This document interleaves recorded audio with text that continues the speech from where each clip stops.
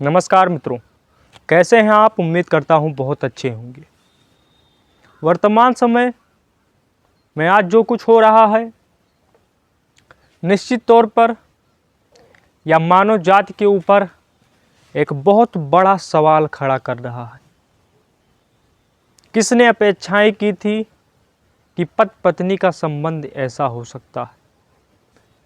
Atul Subhash murder और 2-3 इधर और मर्डर हुए इसी तरीके से। एक शिवम नाम का लड़के ने खुदकुशी कर ली। एक दो लड़के और हैं। आखिर ये दर्शाता क्या है? या एक मानव जाति के ऊपर प्रश्न खड़ा कर देता है।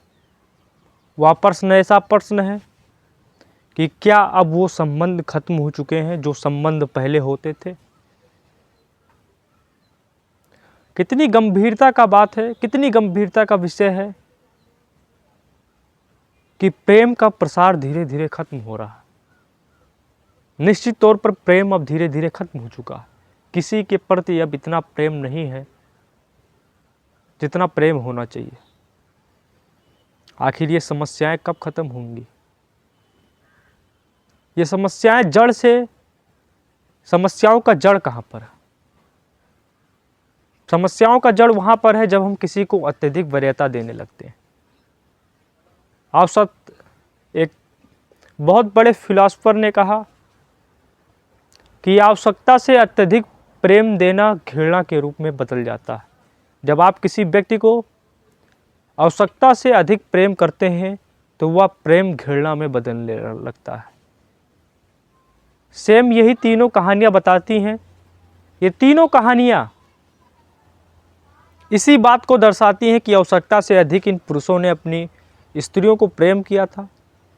कभी इन व्यक्तियों ने ना करना नहीं सीखा जीवन में। मैं आज आपसे एक बात और बताना चाहता हूँ कि आप अपने जीवन में ना बोलने की कला सीख लीजिए, वरना आप जीवन के हर पहलू पर परेशान रहेंगे। यह कला आपके पास होनी ही चाहिए। अगर आपके पास नहीं है तो आप कोशिश कीजिए कि इस कला को और सीखिए, सीखने में समय व्यतीत कीजिए। क्योंकि ये तीनों चारों पत्नी की हर डिमांड को पूरा करते थे, हर डिमांड को पूरा करते थे और आवश्यकता से अत्यधिक प्रेम करते थे। कभी ना करना इन लोगों ने नहीं सीखा। इन लोगों ने अपना पूरा प्रेम का आधार अपनी पत्नी को दे दिया। मतलब अपना पूरा प्रेम किसी दूसरे को जब आप दे सकते हैं ना, तो आप उस व्यक्ति के बंधक में फंस जाते हैं, उस व्यक्ति के जाल में फंस जाते हैं। जहां आपने किसी व्यक्ति को पूरा अपने ऊपर हावी कर लिया ना, फिर आप उससे बच नहीं सकते हैं। निश्चित तौर पर वो अगर शस्त्र से वार नहीं कर सकती है महिला, तो आपकी मेंटली धीरे धीरे शक्ति खत्म हो जाएगी, आपकी सोचने की क्षमता खत्म हो जाएगी। आप धीरे धीरे नकारात्मक में जाने लगेंगे, फिर डिप्रेशन बन जाएगा, फिर सुसाइड कर लेंगे, जिस तरीके से इन 2-3 पुरुषों ने किया। हालांकि आत्महत्या बहुत गलत चीज़ है, लेकिन व्यक्ति ऐसी परिस्थिति में रहता है कि उस व्यक्ति के पास कोई विकल्प जीवन का नहीं होता। मैं आपसे फिर कहता हूँ, इसका सारांश यही है कि आवश्यकता से अत्यधिक प्रेम घृणा में ही बदलता है। आप किसी भी व्यक्ति को इतना प्रेम मत कर दीजिए कि आप अपनी स्वतंत्रता उस व्यक्ति के हवाले कर दें, आप अपनी स्वतंत्रता दूसरे व्यक्ति के सामने प्रस्तुत कर दें। आपकी स्वतंत्रता दूसरे व्यक्ति के आधार पर हो, और जहां आपकी स्वतंत्रता किसी दूसरे व्यक्ति ने प्राप्त कर ली, वहीं आपका जीवन का काल चक्र बहुत अलग दिशा पर चलेगा। आपका जीवन का काल चक्र बहुत उथल पुथल दिशा में चलेगा।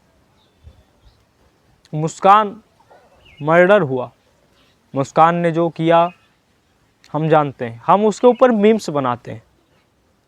समाज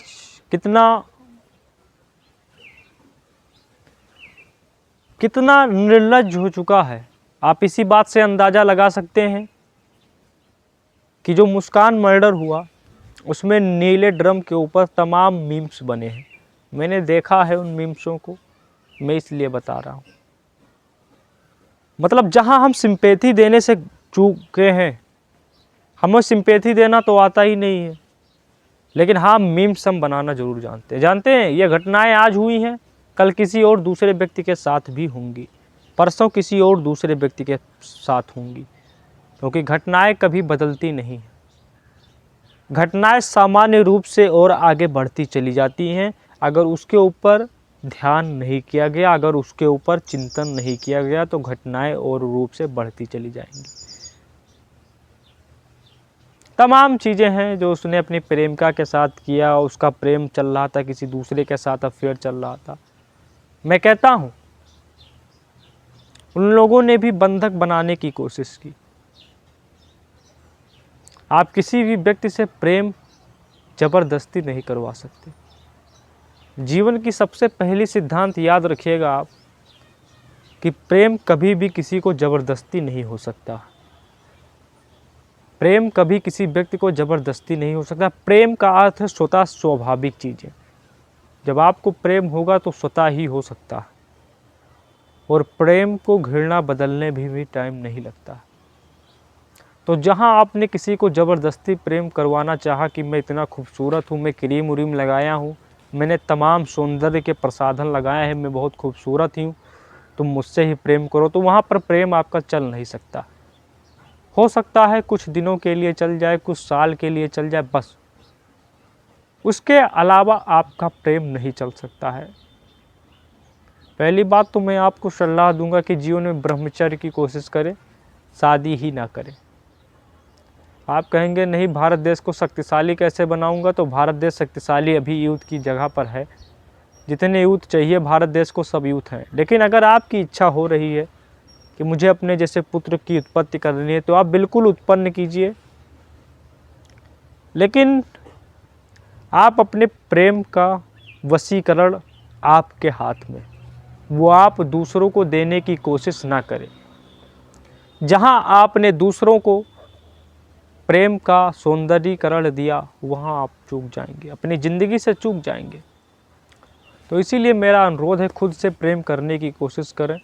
और ये जो घटनाएं हो रही हैं वो घटनाएं एक और चीज़ खड़ा कर रही हैं कि कभी भी आप,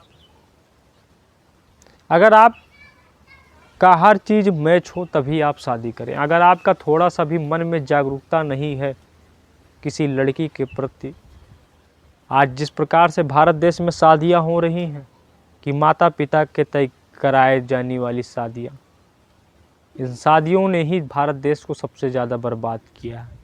क्योंकि कुछ समय था कि स्त्रियां नहीं बोल सकती थी, लेकिन आज स्त्रियां बोल नहीं सकती हैं, लेकिन वो पूरा खेल कर रही हैं, क्योंकि उन्हें वो पति पसंद नहीं है जिनसे वो चाहती थी कि मेरा शादी हो, उनसे उनका शादी नहीं हुआ। और जब उनसे उनका शादी नहीं हुआ तो उन्हें बहुत चिढ़ लगता है, और जब उन्हें चिढ़ लगता है तो वो धीरे धीरे उनके अंदर प्रेम नहीं, घृणा भरता जाता है शरीर के अंदर। जैसे उनके शारीरिक यौन तृप्ति हुई, वैसे उस पति के खिलाफ घृणा में बदलता जाता है उसका जीवन। फिर वो धीरे धीरे साजिश करने लगती है। पहले स्त्रियां दबती थी, अब दबने का काम ख़त्म हो चुका है।